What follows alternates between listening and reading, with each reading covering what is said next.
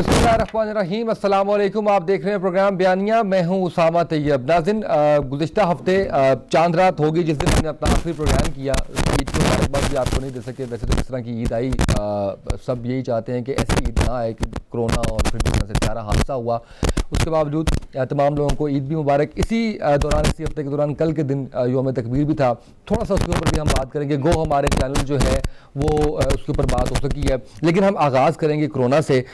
एक ही दिन में रिकॉर्ड अमवात 63 अमवात, इस पर हम बात करेंगे। और मैं फौरी तौर पे चाहूँगा कि नासिर नकवी साहब जो है वो इसके ऊपर बात करें। सीनियर सहाफ़ी एनालिस्ट हमेशा की तरह हमारा साथ दे रहे हैं। बड़े फारूक हमीद साहब हमारे साथ हैं।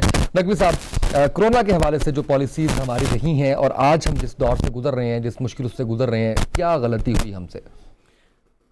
देखिए उसामा, बात यह है कि मैं पहले दिन से ये मौक़िफ़ है कि इज्तिमाई तौर पर चारों सूबाई हुकूमतों को और वफाक के साथ मिल के मुशावरत से लॉकडाउन होना चाहिए था। और सिर्फ लॉकडाउन से मसला हल नहीं है कि लॉकडाउन कोरोना का मसला उसको हल करने का कोई इलाज नहीं है, बल्कि उसके लिए हिकमत अमली बनाना जो था वो बड़ा ज़रूरी था। और वो हिकमत अमली उस अंदाज में नहीं बन सकी जिसके नतायज ये हैं। मुझे ताना भी मिला था एहतिशाम साहब की तरफ से पिछले प्रोग्राम में कि हुन आराम है, तो मैंने उनसे अर्ज़ की थी कि ईद के बाद आपको आराम हो जाएगा। आज का रिज़ल्ट जो आपके सामने आया है वो आपको ये बता रहा है कि हालात जो हैं बिगड़ते जा रहे हैं और हालात बहुत हद तक ख़राब हो गए हैं। और उसकी वजूहात क्या हैं? वजूहात नरमी है। वजूहात वही है जो हुकूमत ने मौक़िफ़ इख्तियार किया कि दिहाड़ीदार लोग जो हैं, गरीब लोग जो हैं, उनके लिए मसाइल खड़े हो जाएंगे, लिहाजा उनको बचाने के लिए, मौत से बचाने के लिए हम ये कर रहे हैं कि भूखे ना मरें। हम कोरोना से भी बचाएंगे और भूख से भी बचाएंगे। मैं ये समझता हूँ कि देखें, इंसानी ज़िंदगी जो है वो एक कुदरत का तोहफ़ा है और उसका मुतबादिल कोई दूसरी चीज़ नहीं हो सकती। लिहाजा वो दूसरी चीज़ जब नहीं हो सकती तो पहले ज़िंदगियों का महफूज होना बेतहाशा ज़रूरी है। जब ज़िंदगियाँ होंगी तो बाज़ार भी खुल जाएंगे, होटल भी खुल जाएंगे, सिनेमा हाउसेस भी खुल जाएंगी, दुनिया की रौनकें बहाल हो जाएंगी। लेकिन कोरोना ने पूरी दुनिया में जो हंगामा आराई की, उससे ये बात साबित हो गई कि ये दुनिया की रौनकें जो हैं किसी वजह से ही हल होंगी। हमारे वज़ीर-ए-आज़म ने कहा, हम मान लेते हैं, आपको भी मानना चाहिए, सबको मानना चाहिए इस बात का कि अब हमें कोरोना के साथ ही रहना है। यानी वो जो नारा था हमारा कि कोरोना से डरना नहीं लड़ना है, मैंने पीछे भी प्रोग्राम में एक में अर्ज़ की थी कि अब ना लड़ना है ना डरना है, अब मुकाबला करना है। अब मुकाबले पे रहना है कि हमने किस अंदाज में ये काम करना है, कैसे करना है और कौन सी बचत हो सकती है और कौन सी बचत नहीं हो सकती। अब मामलात क्या हैं? मामलात कुछ भी नहीं है। मामलात ये हैं कि जब ये कहा गया कि नौजवानों को इस कोरोना ने कुछ नहीं कहना, बुज़ुर्ग बचें इससे और बच्चे बचें, तो आज की जो परसेंटेज है वो देखें आप क्या है। वो सारी जो है वो 30 और 40 साल की उम्र के दरमियान नौजवानों की है। क्यों? नौजवान चौड़े होकर फिरते रहे, उन्होंने किसी SOP का कोई ख्याल नहीं किया। और मामला क्या हुआ? हुकूमत ये कहती थी कि नौजवानों को कुछ नहीं होगा। हमें एक ऐसा लगता है कि हमारे जो हमने आगाही लोगों तक पहुंचाई उसमें कोई कमी रह गई, उस हिकमत अमली में कमी रह गई।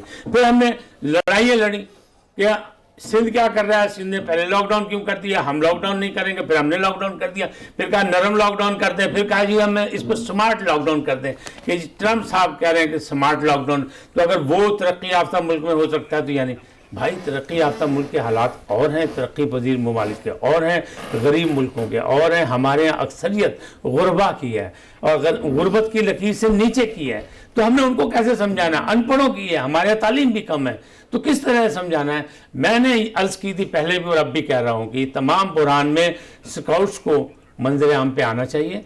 तमाम बाज़ारों के बाहर स्काउट्स जो रज़ाकार हमारे हैं, जो नौजवान हमारे मुख्तलिफ़ वक़ात में, बहरानों में, हादसात में ड्यूटियाँ देते रहे, उनसे मदद ली जाए। और वो देखें कि बाज़ार के अंदर जाने वाला जो है वो SOPs पे अमल कर रहा है कि नहीं कर रहा। उसके साथ एक पुलिस वैन खड़ा कर दें और उसको ना जाने दें, फोर्सेस का आदमी खड़ा कर दें। जैसे कि हमारे यहाँ पंजाब में जब पहले हुआ तो फोर्सेस सड़कों पे थी, रेंजर्स भी मौजूद, बड़ी सख्ती की गई थी, तो बड़ा अमल दरामद हुआ। लेकिन अब सारे मामला गड़बड़ हो गए, तो ये कमियां जो हैं इसको हमें पूरा अब तो कोई नोकता पूछता सर, अब तो बिल्कुल चेंज हो गया। मैं ब्रिगेड साहब की तरफ बढ़ता हूँ। ब्रिगेड साहब, थैंक यू सो मच, आपने वक्त दिया प्रोग्राम में।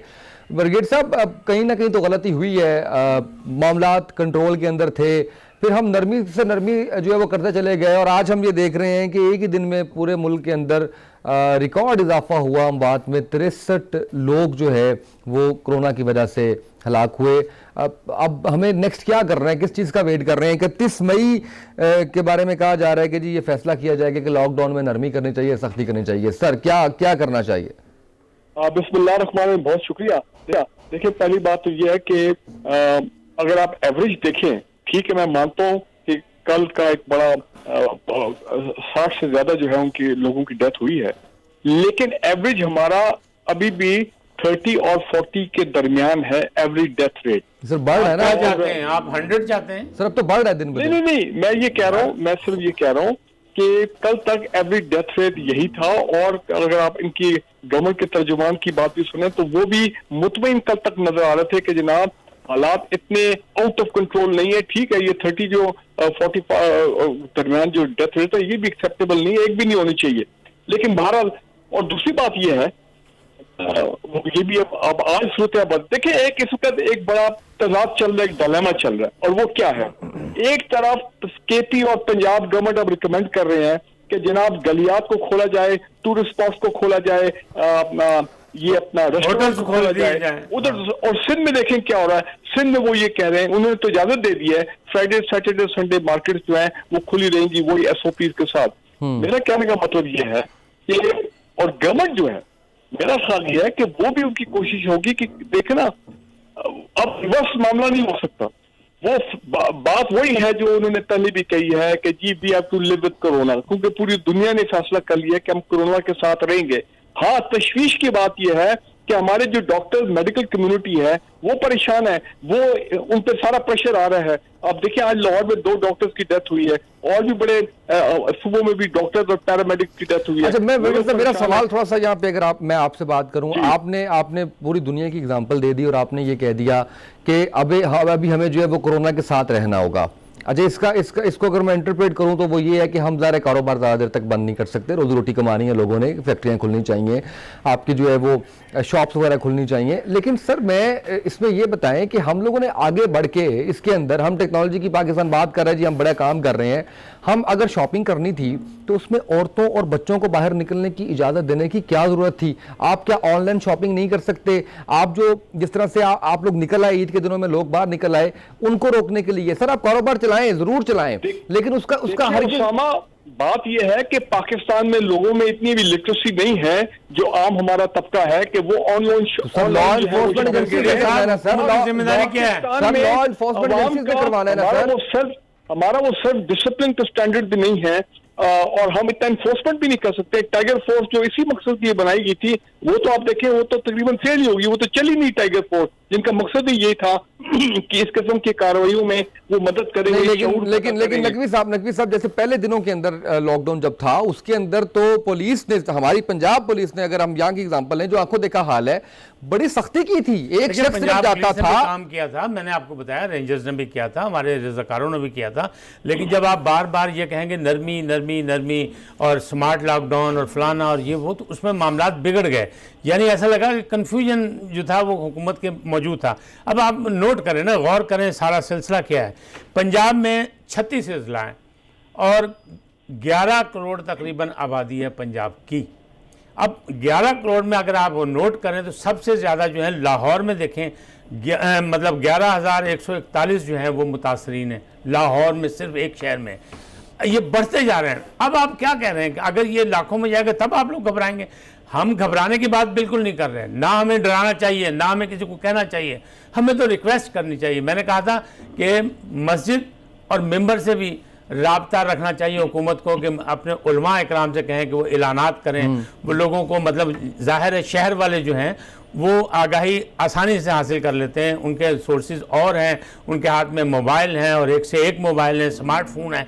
लेकिन जो हमारे मुजाफाती लोग हैं, जो हमारे देहाती इलाकों के लोग हैं, जो हमारे कम पढ़े लिखे लोग हैं, जहाँ हमारे यहाँ कम मतलब तरक्की याफ्ता इलाके हैं, वहाँ पे मस्जिद और मेंबर से जो है ना ये फ़ायदा उठाना चाहिए। मैं बात करूँ, एक सेकंड में ये बात करूँ। अब आप नोट करें कि पंजाब में टेस्ट जो है वो 2,25,000 अब तक हो सके हैं, वज़ीर आला साहब ने कहा था कि हम 10,000 रोज़ाना की कैपेसिटी पे आ जाएंगे बहुत जल्द। इस वक्त 6.5 की कैपेसिटी पे हम मौजूद हैं, लेकिन टेस्ट जो हो रहे हैं वो 5,000 से ज़्यादा नहीं हो रहे। अब मसला क्या है, 153 अफराद जो हैं वो जाँ बहक हो चुके हैं यहाँ हमारे पंजाब में। अब कोरोना जो है वो वार कर चुका है सूबाई वज़रा पे भी और कौमी जो है वफाकी वज़रा जो है उन पे भी। स्पीकर कौमी असम्बली और उनकी फैमिली इसमें मुतासिर हुई, डिप्टी स्पीकर पंजाब असम्बली दोस्त मोहम्मद मज़ारी साहब आए, नैब जैसे अदारे के 6 अफसरान जो हैं कोरोना में इस वक्त मुब्तला हो चुके हैं। अभी देखें मामला जो हैं वो बिगड़ते जा रहे हैं। लाहौर में जो है आप ये सोचें कि 928 यानी तकरीबन 1,000 बंदा एक दिन में केसेस सामने आए हैं।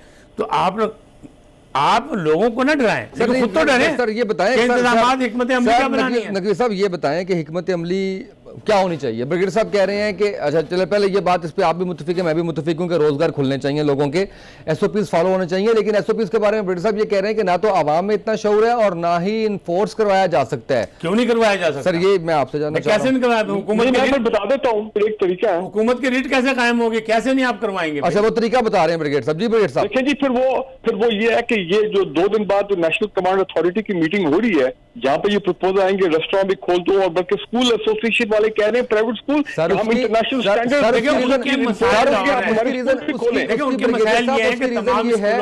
नहीं, तो उसका हल मैं बता देता हूँ ना। सर एक मिनट एक बात मैं इसमें ऐड करना चाहता हूं। मुल्क की क़यादत जो है ये फैसला करे, और फिर सुप्रीम कोर्ट ने भी मेरे ख्याल में उसकी हेयरिंग उनकी ड्यू होगी, फैसला करें कि जनाब ठीक है 2 हफ्ते के लिए कम से कम क्या उसको बोलते हैं कर्फ्यू टाइप लॉकडाउन जो है वो किया जाए बिल्कुल। लेकिन जब हमारे जैसे लोग ये कहते हैं, ईद की जो 5 छुट्टियां थी वो भी किस्म का लॉकडाउन नहीं था, बड़ा नहीं था ना सर नहीं था सर। सब आप लोग जो है ना नाराज हो जाते हैं। सर शॉप की 5 छुट्टियों में तमाम बिजनेसेस बंद थे, सरकारी दफातर बंद थे, बैंक्स बंद थे।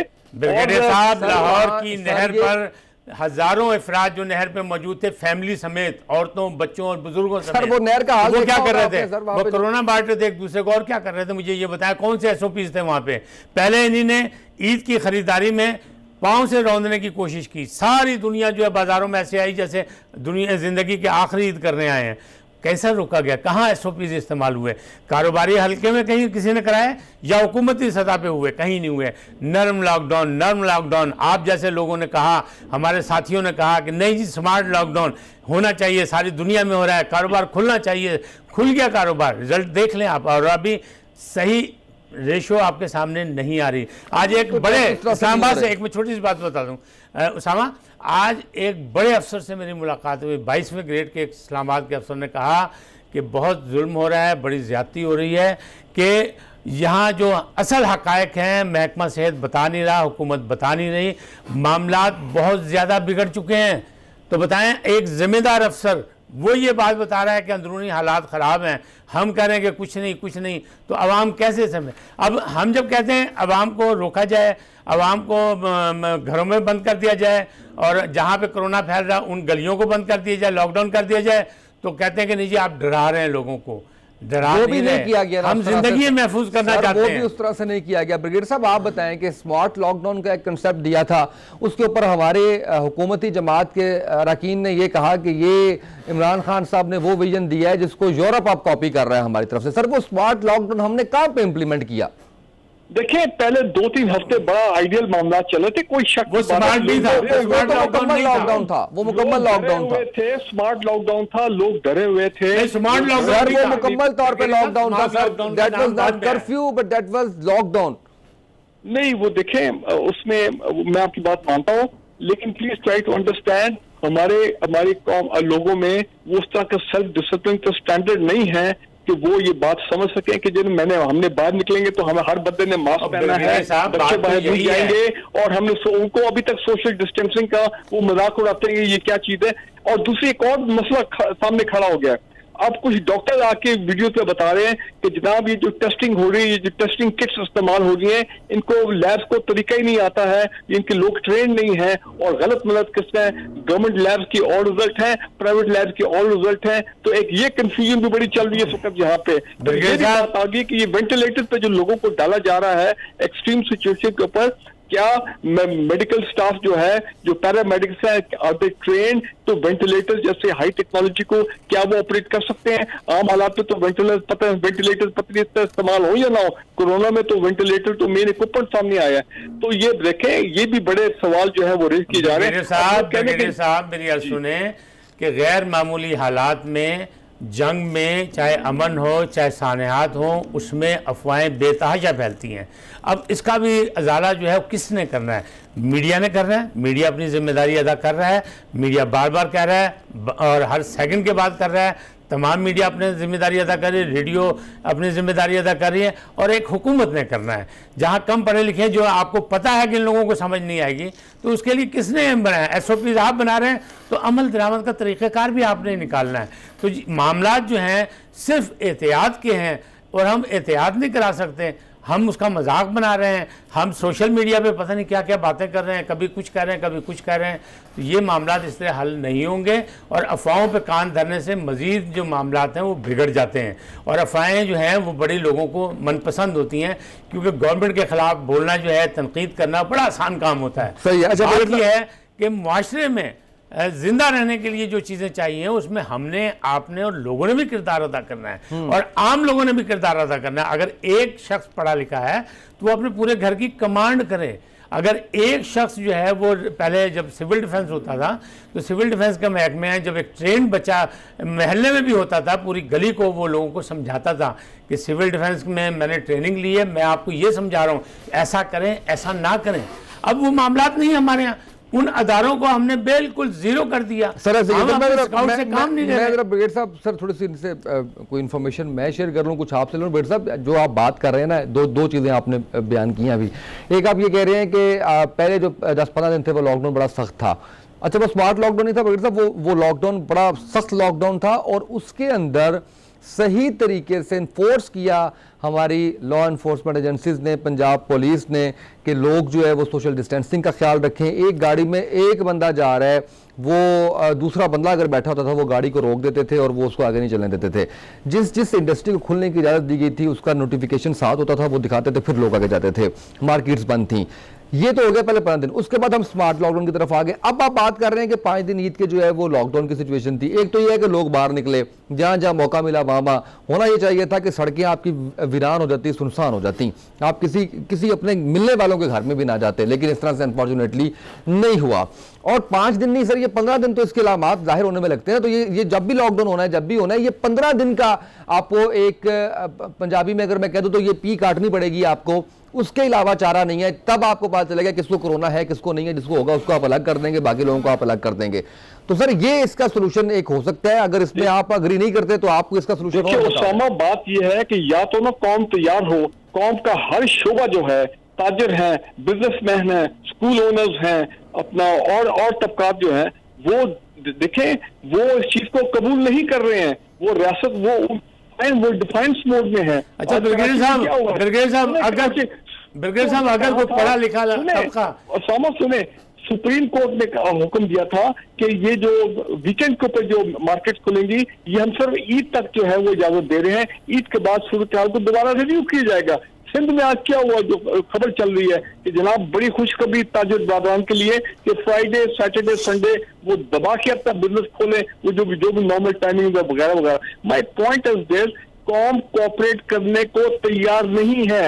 आप पुलिस जो फोर्स है, अनफॉर्चुनेटली उनके अंदर भी वहां पे ये कोरोना का मामला शुरू हो गया।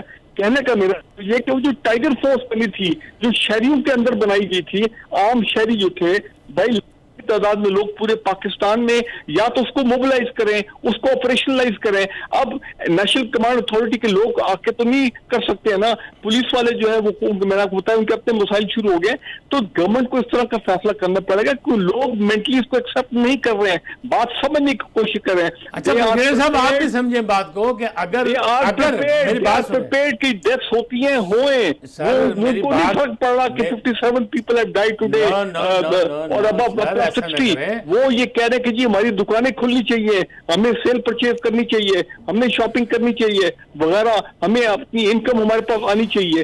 This is what I want to tell you. और वही लोग इफेक्ट हो रहे हैं, उन्हीं लोगों को ज्यादा डर लग रहा है जिनके नजदीक उनके प्यारे, उनके खानदान में दूर जाने वाले लोग जो कोरोना में मुब्तला हुए और अनफॉर्चुनेटली जिनकी डेथ हो गई, उनमें ज्यादा शऊर है, लेकिन आम लोगों में शऊर नहीं है।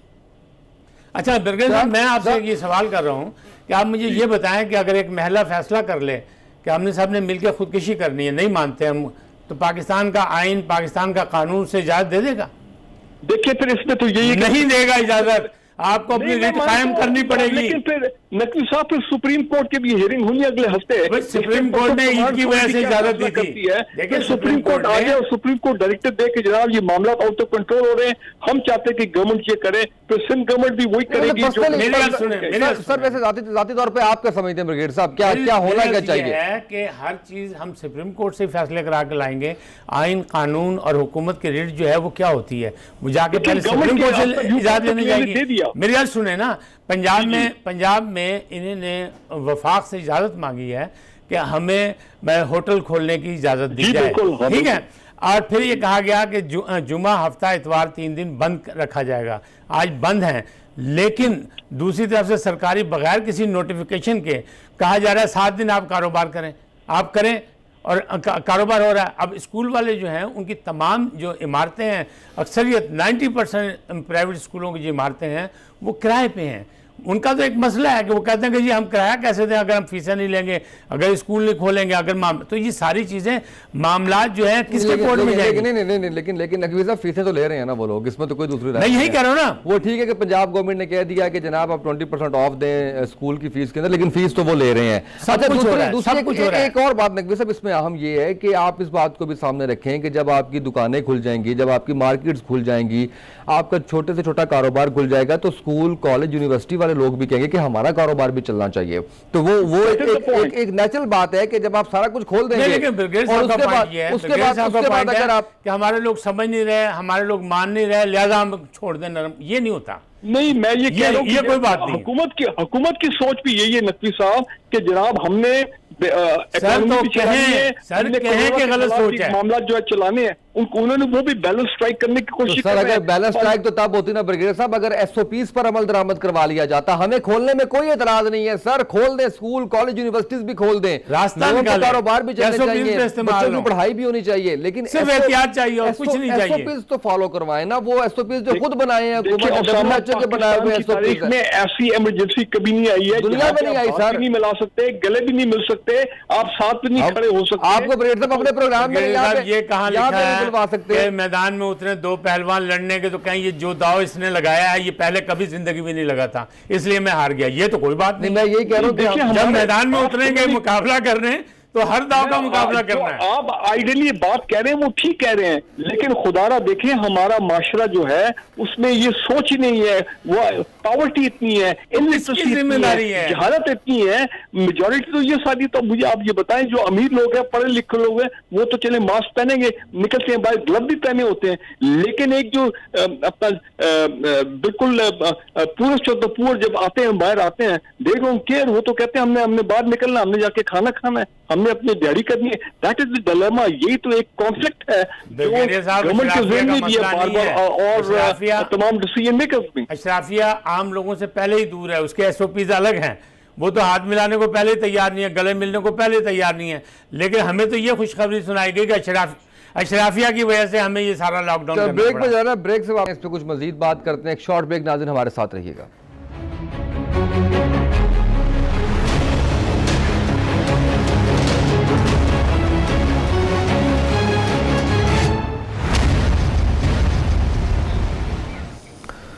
वेलकम बैक नाज़रीन। अच्छा ब्रिगेड साहब, मैं प्रोग्राम शुरू करने से पहले जिक्र कर रहा था नकवी साहब से, मैं चाहता हूं कि आप लोगों के सामने भी मैं चीज़ रखूं। मेरे बड़े भाई हैं अहसानुल्लाह खान साहब, सऊदीया में होते हैं, मेरी उनसे बड़ी डिटेल बात हुई कि सऊदीया क्या कर रहा है सारे मामले के अंदर। सर आप ये देखिए कि उन्होंने, उनकी मिनिस्ट्री ने अभी ये लॉकडाउन किया उन्होंने 10-12 दिन का, ये इसके ईद के दिनों के अंदर उनकी मिनिस्ट्रीज ने पास जारी किए हुए हैं उन लोगों के लिए जो लोग सिर्फ फूड की उसके अंदर बिजनेस के अंदर काम कर रहे हैं, ताकि फूड सिक्योरिटी को इंश्योर किया जा सके। वो पास आप दिखाएंगे मिनिस्ट्री का तो आपको जाने की इजाज़त मिलेगी। हमने यहाँ पे ऐसा कुछ नहीं किया। उसके साथ साथ उन्होंने क्या किया है कि अगर आपको कोई इमरजेंसी है, अगर आप स्टोर पे जाना चाहते हैं या अगर आप फार्मेसी पे जाना चाहते हैं, तो 1 घंटा आपको मिलेगा हफ्ते में 4 दफ़ा। वो जाने के लिए। मतलब ऐसा नहीं है कि आप सुबह जाके सुबह हमारे यहाँ पे क्या हुआ जो मैंने देखा कि फार्मेसी खुली हुई है तो फार्मेसी ने अंडे भी रख लिए, ब्रेड भी रख लिए, मिल्क पैक भी रख लिया, हर चीज उसने जो है वो उसके ऊपर रख लिया। अच्छा वो लोग जाते हैं सुबह जाके अलग शॉपिंग करते हैं, दोपहर में शाम में अलग जो है वो जाके शॉपिंग करते हैं। तो ये ऐसा नहीं है, आपने 4 दफा जाना है हफ्ते में और 1 घंटे के लिए जाना है अपनी शॉपिंग करके आपने वापस आ जाना, वो भी जरूरी अशिया आपकी होंगी। अच्छा इसके साथ साथ क्या किया उन्होंने कहा कि अगर हमने देख लिया कि ईद के दिनों के अंदर फैमिलीज जो है वो इकट्ठी हुई हैं तो हम जुर्माना करेंगे जो कम से कम पाकिस्तानी 3 लाख के बराबर है। सर आप बताएं हमने इसमें इनमें से क्या किया? मैं आपको जवाब दूं? सर मैं जवाब ही जानना चाह रहा हूं। उसामा भाई, आप सऊदी अरेबिया को पाकिस्तान के साथ कंपेयर ना करें। उसकी वजह यह है कि वो वहाँ उस माशरे में बड़ी सख्ती है। अब मैं वो बात तो नहीं कहना चाहता हूँ, मुनासिब नहीं है, उनके अपना कानून इतना सख्त है कि वहां पे जरा सा गलत का इतना रूल ऑफ लॉ है कि जो भी आप कहें कि जरा सा भी आप गलत काम कर रहे हैं तो जनाब वो उनके क्या लोग हैं, उनकी शुरते और वो तमाम लोग, वो कैसे उनका कानून आके आपको पकड़ता है। कहने का मतलब यह है कि और आबादी उनकी देखें, इसलिए उन्होंने कर्फ्यू लगाया था ईद के दिनों में और रमजान के आखिर वाले दिनों में, बहुत मक्का में भी और मदीना में भी। हम क्यों नहीं कर सकते सर? हम क्यों नहीं कर सकते? देखिए बात वही आ जाती है, एक तो बात है हमारी आबादी है 22 करोड़, नंबर 1। नंबर 2 ये है कि हमारे उस किस्म का वो लोगों में शुरू से जब से पाकिस्तान बना है, शायद पहले दोनों में होता था। सर ना करें पूरे 22 करोड़ नहीं है, शऊर पैदा नहीं कर सर 22 करोड़ आवाम के लिए ना करें सर बड़े शहरों में कर लें सर, इस्लामाबाद, कराची, लाहौर, पेशावर में कर लें। सऊदी अरेबिया करता है, या तो फिर कर्फ्यू लगाया। हजूरे वाला ब्रिगेडियर साहब मैं आपको बताता हूं मौजूद है। सर आप कराची में करें, आप सखर में करें, आप हैदराबाद में करें, मुल्तान में करें, लाहौर में करें, बड़े शहरों में करें, फैसलाबाद में करें, आप सरगोदा में करें, आप पेशावर में करें, आप मर्दान में करें, सर ये कोयटा में करें, ये आपके बड़े शहर है सर, आप यहाँ पे कर लें। नहीं तो ये तो बात वही होगी कि फिर आप मार्शल लॉ लगा दें, फिर फौज को कहें, रेंजर्स को कहें कि जी आप इंप्लीमेंट करें और उधर बॉर्डर्स पे करें ना, सूरत हालत में आप कहां अपनी फौज को डिप्लॉय करेंगे सर? तो मकसद यही है ना, आप पुलिस को करें ना सर, पुलिस को करें। नहीं आपकी बात सही है, लेकिन फिर बात वही आ जाती है यहाँ पे, ये भी हमने आज कहाँ जड़ा ना ये बात गलत है। देखें कानून की बालादस्ती किसने कायम करनी? मैंने करनी है। मुझे तो आप हुकूमत करे और मुझे जुर्माना करे और मुझे पकड़ के जेल में बंद कर दे। सर ये तो ऐसे ही है ना कि सर कत्ल कर दिया, कोई तरीका नहीं है। कानून की है। बालादस्ती भी हमने आम लोगों ने ही करनी है, हमने मानना है या हमने तोड़ना है। अगर हम तोड़ रहे हैं तो हम सजावार हैं। जजा और सजा पे हमारा ईमान है कि हम जो कुछ दुनिया में करें इसके भी हमने हिसाब किताब देना है, और हम हिसाब किताब देने को तैयार हैं। और हुकूमतें जो है वो हाथ बांध के बैठी हुई हैं कि हमारे यहाँ ये कोई बात नहीं है कि हमारे यहाँ सिलसिला हो नहीं सकता। भाई कहीं से तो आपको शुरू करना पड़ेगा कि नहीं, गिनती 1 से शुरू होती है तो 0 के बाद 1 आता है। जब 1 आएगा तो आप 100 तक पहुँचेंगे। आप गिनती शुरू करने को तैयार नहीं है तो ये मामला ऐसा नहीं है। अगर आप मसलहत पसंदी में रहेंगे तो आप जो है या तो करते हैं मार्शल लॉ लगाने की बात, या फिर आप कहते हैं कि स्मार्ट लॉकडाउन। ये क्या हुआ? ये ज़मीन आसमान का मतलब फ़र्क है, इसमें ऐसा ना करें। आपने की जिम्मेदारी है। देखें जब आप किसी कुर्सी पे बैठे होते हैं तो उसकी जिम्मेदारियां और होती हैं। जब आप आम पब्लिक होते हैं, जब आप एक मजदूर होते हैं तो उसकी जिम्मेदारी और होती है। तो आपको उन दोनों में का फ़र्क महसूस करना चाहिए। रिट जो है वो हुकूमत ने कायम करनी है, रिट जो है वो हुकूमती अदारों ने कायम करनी है, रिट जो है वो फोर्सेज ने करनी है, जिम्मेदारी है। और अगर आप फौज तक जाते हैं, क्योंकि ब्रिगेडियर आप फौज की बात जरूर करेंगे तो आप मार्शल लॉ की बात कर देते हैं। ऐसा ना करें, ऐसा ना करें, ऐसा ना करें। मेरी बात सुने, मेरी बात सुने। बात यह है मार्शल लॉ से नीचे रह के फोर्स ने हल्फ उठाया हुआ है। हमारे जो जवान हैं, आप ये बताएं कि हमारी आर्मी ने कौन सा मौका ऐसा है जिसमें खिदमत अंजाम नहीं दी? अगर कहीं लोग डूब गए हैं तो वहाँ भी आर्मी पहुँची है। अगर तैयारा गिर गया है तो सबसे पहले क्विक फोर्स कौन सी गई है? आर्मी पहुँची है वहाँ पे। अगर हमारे यहाँ कुछ जलजला आ गया है तो कौन पहुंचा है? सबसे पहले आर्मी पहुंची है। इसलिए कि इसने कसम उठाई है कि अंदरूनी और बैरूनी। आप यही कह रहे हैं कि क्योंकि पुलिस का अदारा फेल हो गया और सिविल अदारे फेल हो गए। मैं ये नहीं कह रहा, मैं ये नहीं कह रहा, फोर्स करने के लिए लॉकडाउन चले, मैं ये नहीं कह रहा, यहाँ पे भी फौज को इस्तेमाल किया जाए। मैं ये नहीं कह रहा, मैं ये कह रहा हूँ 245 लगाया जाए हर बड़े शहर में। आप जब बेल आउट कर रहे थे, जब उसके हवाले से मैं कह रहा था कि ये बात ऐसी नहीं है। आप उसको कोई ऐसा फल ना समझे कि जिसको हम इस्तेमाल नहीं कर सकते, खा नहीं सकते। ये बात ऐसी नहीं है। मसला ये है कि पहले पुलिस को लाया जाता है और हुकूमतें लाती हैं। पुलिस दावत देती है, अगले रेंजर्स topic- को लाती सर, अगले है, topic पे और चलते हैं। रेंजर्स के बाद पुलिस ही, मतलब हुकूमत ही जो है वो फोर्स करने के लिए फिर आर्मी को लाती है। यानी स्टेप वाइज, अगर कौम नहीं मान रही तो आपने जिंदगी बचानी है। अगर ये जिंदा रहेंगे, अगर हम लोग मौजूद होंगे, अगर इस शहर की रौनकें बहाल होंगी, तो यहाँ बहाल उसी सूरत में होंगी कि जब जिंदगी होंगी। और सर ये कारोबार जब ही होगा सर, जब अगर जिंदगी फौज- होंगी। सर अगर फौज आती है इंप्लीमेंट करवाने के लिए, हुकूमत फौज को बुलवाती है, तो ये कोई गैर आईनी इकदाम तो नहीं होगा ना? आप अगर आप फौज को उसका बुला हक रहे हैं है तो हुकूमत का। वो बिल्कुल बिल्कुल किया जा सकता है। पहले कैसे नहीं हुआ, माजी में नहीं हुआ, बहुत दफा होता है, आइन के अंदर प्रोविजन मौजूद है इस चीज के अंदर। अगले टॉपिक पे जाना है मुझे ब्रिगेडियर साहब, आपसे पहले बता दूं कि नकवी साहब इसके ऊपर कमेंट करते हैं, फिर मैं आपकी तरफ आता हूं कि त्यारा हादसा, सर इसकी अब तहकीकात जो है वो चल रही हैं, और उसके अंदर माहिर तिब नफ्सियात की शमूलियत का भी फैसला कर लिया गया, जो टीम है जो तहकीकात कर रही है। मैं सर नकवी साहब, ये फैसला किया गया है कि ये तमाम तहकीकात, इसकी जो रिपोर्ट्स आएंगी वो पब्लिक की जाएंगी, पिछले जो हादसा हैं वो पब्लिक की जाएंगी, खुशाइंद है, लेकिन क्या हो पाएगा? मैंने आज उस दिन की थी कि 12 हादसा पहले हुए, 13वां ये है और 14वां वो हमारे सदर ममलकत का था। तो किसी की भी जो रिपोर्ट्स हैं वो ना आ सकी, ना कोई आई वाश के लिए सारे काम किए जा रहे हैं। और मामला जो हैं इसको तवील 3 महीने का कहा गया है, 3 महीने के अंदर अल्लाह करे रिपोर्ट आ जाए। लेकिन आप खुद सोचें कि उस दिन भी वो अमीर अब्बास कह रहे थे ये कि जब ब्लैक बॉक्स लेके फ्रांसीसी जाएंगे, घर लौटेंगे, तो उसको डी कोड करने के लिए भी उनको टाइम चाहिए, उसकी रिपोर्ट बनाने के लिए वो भी 1 महीना 1.5 महीना वो ज़ाया करेंगे। यहाँ के मामला जो हैं वो आपके सामने हैं, हर चीज़ सामने है। और जो हमारे वफाकी वज़ीर हैं वो कह रहे हैं अगर जुर्म साबित हुआ तो मैं भी छोड़ दूँगा। तो मामला हमारे किसी और अंदाज के हैं, वेस्ट के अंदाज और हैं, फ्रांस के अंदाज और हैं, यूरोप के अंदाज और हैं, मामला दूसरे अंदाज में। ये सारी चीज़ें जो हैं आई वाश करने के लिए हैं।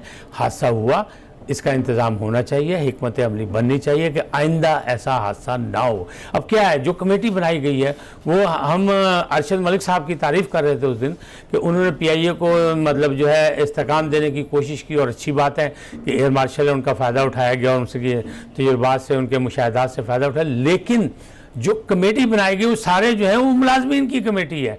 मुझे ये बताएं कि वो कैसे होगा, क्या होगा, अपने अदारों के खिलाफ कैसे फैसला देंगे, अपने मुलाजमीन के खिलाफ कौन फैसला देगा?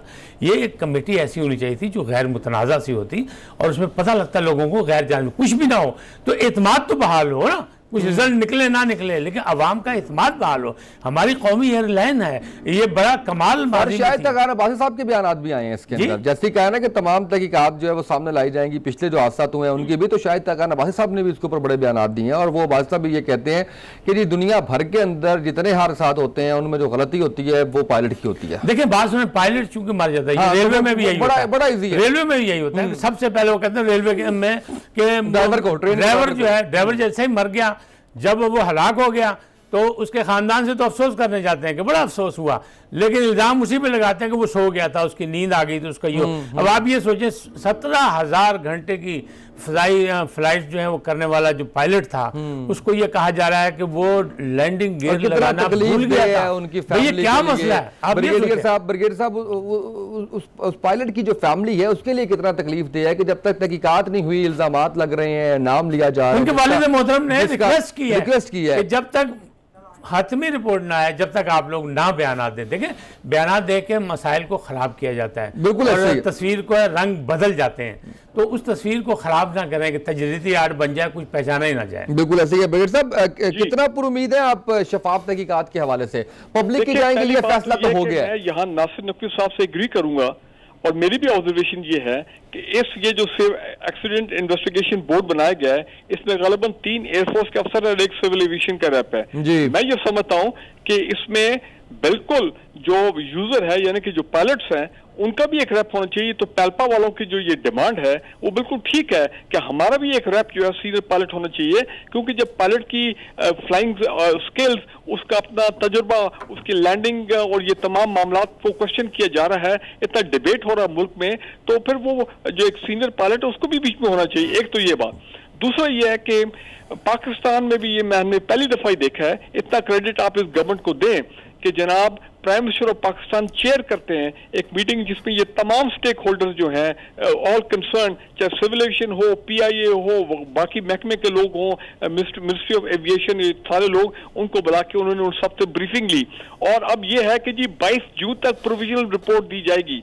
ये बात सही है कि जब तक ब्लैक बॉक्स डिकोड नहीं होगा, एयरबस वाले अपनी रिपोर्ट नहीं देंगे, इंजन वाले अपनी रिपोर्ट नहीं देंगे, और जो हमारे लोगों ने यहाँ पे इन्वेस्टिगेशन की है उस वक्त तक एक फाइनल रिपोर्ट सामने नहीं आएगी।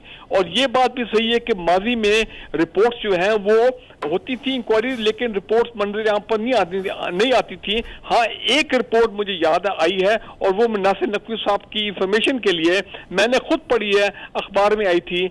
जब जनरल ज़ियाउल हक का तैयारे का क्रैश हुआ था तो पाकिस्तान एयरफोर्स ने अपनी एक इंक्वायरी टीम जो बिठाई थी, headed by an air vice marshal, मैं उनका नाम अभी भूल गया हूं, और उसमें कोई और ऑफिसर थे और मैं उन लोगों को मिला भी था, और वो बकायदा रिपोर्ट जो है वो अखबार में पूरी रिपोर्ट जो है उसके जो मेन एस्पेक्ट्स है, कंटेंट्स वो छपे थे। तो रिजल्ट बता दें जी, रिजल्ट बता दें आप। मैं वो बात कर आई वाश करने के लिए होती है सारी चीजें। ये अपना 1988 वाला जनरल ज़िया के एयर क्रैश। हाँ, तो रिजल्ट बता दें, उसका रिजल्ट क्या निकला? रिपोर्ट जब आ गई तो फिर नहीं, देखिए उसमें इंटरनेशनल फैक्टर भी आ गए थे बहुत सी, और तो सर इसमें भी इंटरनेशनल फैक्टर आएंगे कि मैं आपकी बात, अच्छा, ये हर हालत में मेरा ख्याल है गवर्नमेंट की कोशिश भी है कि कवर अप नहीं होना चाहिए, ट्रांसपेरेंट होनी चाहिए, और इम्पोर्टेंट चीज ये है कि अब पता लग रहा है कि, और ये वाकई हमने कभी रिपोर्ट पीआईए की पहले कभी आई नहीं है, या एयर ब्लू का क्रैश हो, या एटीआर का जो लास्ट जुनैद जमशेद मरहूम का जो क्रैश था गिलगित वाला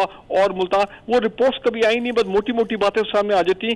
तो कोशिश मैं मानता हूँ पाकिस्तान में कोशिश होता है कि कवर अप किया जाए, पाकिस्तान में कोशिश होता है, जिस तरह यहाँ पे मैं नकवी साहब से एग्री करूंगा कि पायलट्स जो है क्योंकि उनकी अब डेथ होगी वो है नहीं है, तो लिहाजा अगर कोई अपने आप को बचाना है किसी सेगमेंट ने तो आप पायलट्स पे ब्लेम डाल दें, वो तो है नहीं अपने आप को डिफेंड करने वाले। तो मेरा कहने का मतलब ये है कि मुझे तसल्ली ये है कि प्राइम मिनिस्टर इमरान खान अगर शुगर कमीशन की रिपोर्ट, चाहे बेशक उसमें उनके ऐसे लोगों के नाम हैं जो उनके साथी, जो उनके सर वो भी कुछ बनेगा तो देखिएगा ना सर, कुछ बनने तो दें। ब्रिगेडियर साहब आप ऐसा करें कि सारा क्रेडिट गवर्नमेंट को दे दें। नहीं, हमें कोई इतराज नहीं है। देखिए मेरी बात सुने सर, मेरी बात तो सुने, मेरी बात तो सुने, मेरी बात सुने। हमें बिल्कुल बोर्ड बना दिया, देखिए हमें आपने दुश्मन क्यों समझ लिया है? मेरी बात सुन ले, रिपोर्ट ट्रांसपेरेंट होगी। ब्रिगेडियर साहब मेरी बात सुन लेना, मेरी बात सुन ले, जो कसूरवार है उनके खिलाफ कार्रवाई होगी। ब्रिगेडियर साहब मेरी बात सुन ले, मैं बता रहा हूं ना, मेरी बात सुन लें। आप इंटरनेशनली जब बात करेंगे तो आपको क्या गलतफहमी है कि एयरबस वाले जो है वो रिपोर्ट देंगे कि उनके तैयारे में खराबी हुई थी, वो अपनी सारी एयरबस अपना सारा कारोबार बंद कर देंगे? क्या फ्रांसीसी जो है वो जो ले गए हमारा ब्लैक बॉक्स, उसके बाद वो रिपोर्ट देंगे कि ये हमारा मसला मसाइल ये ऐसे थे, ये थे, वो थे? सवाल ही नहीं पैदा होता। लेकिन एक बात याद रखे, जो हमारे इंक्वायरी कमेटी बनी वो ये याद रखे कि शहीद जिंदा होता है, और शहीद जो है वो एक दिन ज़रूर गिरबान पकड़ेगा अगर आप उसके साथ ज़्यादती करेंगे कि आपने क्या किया। एक कौमी अदारा, हम तो सिर्फ इतनी चाह रहे हैं, हम हुकूमत की कोई मुखालफत करने को तैयार नहीं है, हमें हुकूमत से कोई लड़ाई नहीं है, हम एक आम आदमी है। हम ये बात कर रहे हैं कि इंक्वायरी इस अंदाज में साफ़ और शफाफ हो कि लोगों का एतमाद मेरे कौमी अदारे पीआईए पे बढ़े, और मामला जो है इस अंदाज में खाली आई जो है ना आई वाश ना किया जाए। बिल्कुल ठीक है सर, ना चीनी रिपोर्ट वाश। इंपॉर्टेंट पॉइंट नासिर नकवी साहब, ये सिर्फ इदारे पीआईए की बात नहीं है, ये सिविल एविएशन की भी बात और मैं तो बाहर की बात कर रहा हूं, मैं तो अपने छोड़ दिए मैंने। आप जो मर्जी उन पे इल्जाम लगा लें, आप पायलट को कर दें, पायलट तो बेचारा मर गया, शहीद हो गया, लेकिन मैं ये कह रहा हूं इल्जाम ना लगाएं, कोई ऐसे सूरत हाल पैदा करें कि हमारा एतमाद अपनी कौमी एयरलाइन पे बढ़े और हमारे मुस्तकबिल के मामला जो है वो बेहतर हों। अब सजा किसको देनी है? आपने हमें बताया ना किस लिए? इतने लोग हमारे मर गए, इतने खानदान हमारे बर्बाद हो गए, तो सजा हमने किसको देनी है? देखें, अगर पता लगता है कि जनाब एक एसओपीज को वायलेट किया गया, जो सिविल एविएशन के एयर ट्रैफिक कंट्रोलर्स का काम था, वहां पे कोई लैप्स हुआ है, उन्होंने बर वक्त कोई कार्रवाई नहीं की है, बस ये अगर मगर में हमें आप खुश रखें, तो फिर उनके पे भी तो ब्लेम अगर मगर में हमें खुश रखें। मौजूद पे बात करनी है मुझे। मैं नकवी साहब आपसे चाहूँगा कि तासरात का इजहार करें। आप कल यौम तकबीर था और माशाल्लाह हमने जिस तरह से एटमी धमाके किए और जिस तरह से भारत को मुंह तोड़ जवाब दिया, उसके बाद से पाकिस्तान की हैसियत मैं ये समझता हूँ, बल्कि पूरी कौम ये समझती है कि उसमें अक्सर एक जो है वो चेंज है। मैं चाहूँगा कि इसके ऊपर ज़रूर बात करें हम। देखिए मुझे बड़ा अफसोस हुआ, कल मैंने एक दो प्रोग्राम देखे मुख्तलिफ टीवी चैनल पे, तो समर मुबारक मन साहब जो बात कर रहे थे कि हमने ये किया, हमने वो किया, हमने 12 मई को जैसे धमाका हुआ, हमने 14 मई को यूँ करके मतलब मीटिंग्स हुई, उसमें फैसले हो गए और सारी चीज़ें ठीक थी और नवाज शरीफ साहब बिल्कुल राज़ी थे। ये वो नवाज शरीफ साहब राज़ी नहीं थे। गौहर अयूब साहब अपनी किताब में लिख गए हैं कि नवाज शरीफ साहब राज़ी नहीं थे, और मैं और फवाद चौधरी साहब जो मसलियत का शिकार हैं, पता नहीं सियासत में वो इतना सब कुछ करते हैं, लेकिन इस मसले पे वो नहीं बोले। फवाद चौधरी गवाह हैं, मैंने फवाद चौधरी का इंटरव्यू रिकॉर्ड किया इस बेस पे कि धमाका हो रहा है 30 मई को, लेकिन 30 मई को वो क्यों नहीं हुआ कि नवाज शरीफ साहब ने सिर्फ इतना काम किया कि जब इनको इतला दी गई कि धमाका होने लगा है, हमने धमाका करना है, तो इन्होंने कहा कि वालिद मोहतरम से मैं पूछ लूँ। और मेरी बदकिस्मती कि वालिद मोहतरम से जब वो पूछने गए तो उन्होंने कहा अच्छा जे अगर फैसला ही कर लिया है तो फिर जुमे की नमाज के बाद कर लो, तो वो 28 मई को हो गया। अगर ये 30 मई को होता तो मैं एक इस पर रिपोर्ट बना रहा था, और कहाँ से बना रहा था, अपने कौमी मुफाद के अदारे की इतला पे बना रहा था, और मेरे पास ऐसे ऐसे इंटरव्यू मौजूद थे जिसमें फवाद चौधरी साहब का इंटरव्यू भी मौजूद था कि धमाका होना चाहिए, और नवाज शरीफ साहब अपनी कचहरी खुली लगा के कह रहे थे कि धमाका हम नहीं करेंगे, हम धमाका नहीं करेंगे, हमारे यहाँ मुआशी मसला है, हमारे यहाँ गुर्बत मसला है, वही मसला जो आज हम रो रहे हैं कि कोरोना जो है हम लॉकडाउन नहीं करेंगे इसलिए कि हमारे लोग भूखे मर जाएंगे, उसी तरह बिल्कुल नवाज शरीफ साहब का था। और नवाज शरीफ साहब जब यहाँ मॉडल टाउन में खुली कचहरी में आते थे तो बाकायदा वहाँ लोग बिठाए होते जो नारे लगाते थे कि हमें धमाका नहीं चाहिए, हमें मुआशी इनकलाब चाहिए, हमें सेहत के में इनकलाब चाहिए, हमें तालीमी इनकलाब चाहिए। लेकिन जब डंडे के जोर से इनसे कराया गया तो अफसोसनाक बात यह है कि डॉक्टर कदीर जिसने एक उम्र इसमें गुजारी, जिसने एक कमिटमेंट की कौम के साथ, जो भुट्टो साहब ने ख्वाब देखा उसके बाद लेके चले, तो आज कहते हैं कि जनरल ज़ियाउल हक का क्रेडिट है, आज कहते हैं कि इसहाक खान का क्रेडिट है। इन दोनों पार्टियों ने, जनरल ज़ियाउल हक ने और इसहाक खान ने, इन्होंने उसके लिए बहुत काम किया। और अगर इजाज़त दे कौमी मामलात में कोई डॉक्टर अब्दुल कदीर साहब को इजाज़त दे दे बोलने की, तो वो उनके सीने में इतने राज हैं, इतने हैं जो कौमी राज हैं जिनकी इजाज़त नहीं मिल सकती, तो वो बताएंगे कि वाहिद दौर नवाज शरीफ का था जिसमें फंड्स रोके गए थे। अब मामला जो है हम यौम तकबीर मना के हम उनको क्रेडिट दे रहे हैं। जी जी, आपको सब कुछ पता है कि कहाँ से हुआ था, कैसे हुआ था, आप भी उस वक्त में ऑन सर्विस थे और आपको पता है कि क्या हुआ था। जी ब्रिगेड साहब, देखिए पहली बात तो ये कि ये सही है कि जुल्फ़िकार अली भुट्टो साहब के दौर से ये मामला शुरू हुआ था, फिर AQ खान साहब को बुलाया गया पाकिस्तान, और फिर जनरल ज़िया के दौर में गुलाम इसहाक खान, इन लोगों ने, इसमें कोई शक नहीं, एक्चुअल काम उस दौर में हुआ था। 1984 में या 83 में ये तो इनका कोर टेस्ट हो गया था और इन्होंने कैपेबिलिटी क्वार पूरी कर ली थी। वो तो फिर और मसले थे जिसकी वजह से हमने एक्चुअल टेस्ट नहीं किया, लेकिन जब इंडिया ने किया 11-12 मई को, तो फिर जारी बात है जवाबन हमने हमेशा रद्द-ए-अमल में किया। हमने कभी फतह करने के लिए कुछ नहीं किया। न्यूक्लियर प्रोग्राम के कस्टोडियन हमेशा से पहले दिन से पाकिस्तान आर्मी रही है, अभी भी है। अब तो खैर नेशनल कमांड अथॉरिटी और वो पूरा स्ट्रक्चरल ऑर्गेनाइजेशन क्रिएट कर दी गए हैं। बात मैं ये कहना चाह रहा हूँ, बेशक न, और हमें अपना मरहूम मजीद निजामी साहब लाहौर में बताते थे कि जनाब बताते थे कि नवाज शरीफ साहब धमाका ना किया, अगर आपने धमाका ना किया तो ये अवाम और ये कौम आपका धमाका कर देंगे, तो आप धमाका करें। वो ठीक है। हैविंग सेड दैट कि नवाज शरीफ साहब ने दिल्ली किया, वो डबल माइंडेड थे, वो इकोनॉमी की बातें, फिर क्लिंटन के अमेरिका के साथ कि जनाब $5 बिलियन की खबरें कि हम आपको ये देंगे लेकिन आप धमाके ना करें। आज ये दावेदार है कि हमने ठुकराया जी, लेकिन इवेंचुअली फिर ठीक है, द एस्टैब्लिशमेंट प्रिवेल्ड और वगैरह बाकी जो फोर्सेस है। लेकिन मैं सिर्फ एक पॉइंट ये कहूंगा, उसके बाद मैं अगला पॉइंट बहुत जरूरी कहना चाहता हूँ कि खान साहब के बारे में। नवाज शरीफ साहब वो द प्राइम मिनिस्टर ऑन 28 में जब भी कोई चीज गलत होती है या जब कोई चीज सही होती है, जी, वो उनकी खुशकिस्मती है, बिल्कुल सही है। क्रेडिट तो वो फिर वही लेता है कि जनाब, ये तो सब अंदर की बातें थी ना, क्रेडिट फिर वही लेता है कि जनाब हाँ मैं प्राइम मिनिस्टर था पाकिस्तान का। दुनिया की रवायत असूल है कि जो हेड होता है उसको वो भी क्रेडिट लेता है चाहे काम पहले लोगों ने किया हो। अगला पॉइंट, डॉक्टर AQ खान साहब, मैं समझता हूं कि डॉक्टर AQ खान साहब के साथ ज्यादती हुई है जनरल मुशर्रफ के दौर में, जो वो टीवी पे आके वो स्केपगोट बने और उन्होंने कौम के सामने वो भी और मैं ये अपील कर रहा हूँ आपके प्रोग्राम में to the Pakistan, to the prime minister, president of Pakistan, the army chief and the chief justice, जनाब डॉक्टर AQ खान साहब मोहसिन पाकिस्तान हैं। उनकी खिदमत जो है उससे आज पाकिस्तान का दफा वाकई नाकाबिले तस्खीर है, और यही वजह है कि इंडिया उसके बाद से कभी पाकिस्तान पे हमला करने की जरूरत नहीं हुई। उनकी डिग्निटी, ऑनर, उनका वकार, उनकी इज्जत पाकिस्तान की अवाम की नजर में रियासत को लेकिन रिस्टोर ब्रिगेडियर साहब, मैं ये बता रहा था ना कि बिल्कुल कल जो प्रोग्राम में देखा मैंने, वो जो थे अपना समर मुबारक मन साहब, वो उन्होंने एक दफ़ा नाम नहीं लिया अपने सीनियर का, और उन्होंने अपनी क़यादत की बात ही नहीं की। तमाम साइंसदान जो हैं हमारे लिए बहुत मोहतरम है। सर वो मन साहब के ऊपर आपको पता है काफी चीजें और भी हैं, और वो जब भी उनसे बात करें वो अपनी बात करते हैं। नवाज शरीफ साहब ने भी उनको प्रमोट करने की कोशिश की थी, मतलब अब्दुल कदीर खान साहब के मुकाबले में। ये भी एक हकीकत है। तो उस मामले में जाहिर है कि उन्हें कहा नाम लिया, सरताज अजीज साहब थे बड़े जिम्मेदार, उन्हें नाम नहीं लिया। लेकिन गौहर अयूब भी वजीर खारजा थे उनके, नवाज शरीफ साहब के, उन्होंने अपनी किताब में खोल के लिख दिया।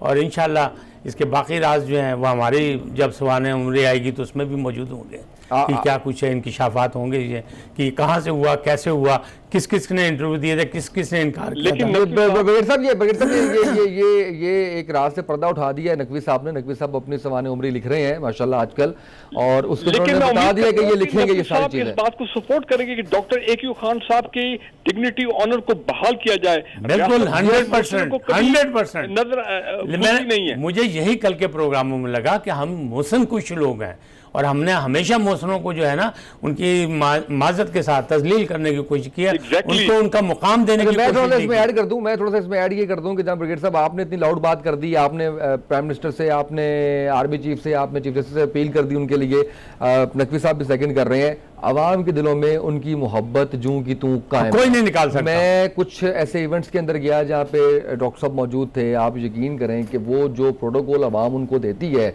वो मैंने किसी और को नसीब होता हुआ नहीं देखा।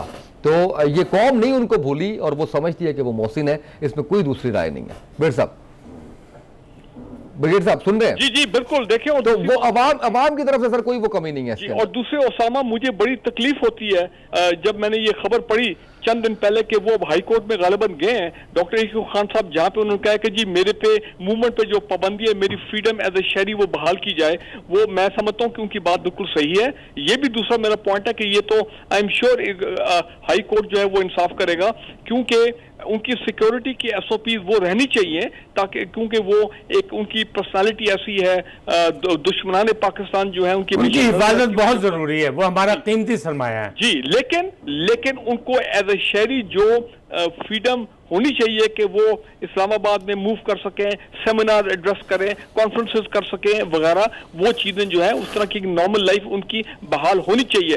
ये नहीं कि उनको बिल्कुल अब नजरबंद करके बिल्कुल घर में रखते हैं। मैं समझता हूँ वो भी ज्यादती है। और मुझे आज भी शायद नकवी साहब को भी वो क्लिप याद है कि वो एक लीडिंग एंकर को एक इंटरव्यू दे रहे थे और जमीन पे बैठे थे इस्लामाबाद में, उनकी चप्पलें मैं देख रहा, कपड़े देख रहा, उन्होंने कहा कि वो लोग जिन्होंने मेरे पे इल्जामात लगाए कि मेरे एसेट्स हैं, तो मेरे होटल्स हैं, तो पता नहीं क्या कुछ मैंने बाहर बनाया, कहते हैं आज मुझे बताओ ये इस्लामाबाद के घर के अलावा मेरा कोई और एसेट नहीं है। तो मैं समझता हूँ कि किरदार कशी भी की गई, और ये वो दुश्मन थे जो चाहते थे कि उनका इमेज जो है पाकिस्तान की आवाम की नजर में उसको बिल्कुल कम किया जाए। देखिए पाकिस्तान के अवाम न भूले हैं न भूलेंगे, क्योंकि पाकिस्तान के अवाम जो है, हुकूमतें, सियासतदान, उनका रवैया और होता है, लेकिन जो अवामी है नुक्ता नज़र, उसमें वो अपने मोहसिनों को कभी फरामोश नहीं करते, और इंशाअल्लाह ना वो कभी फरामोश करेंगे।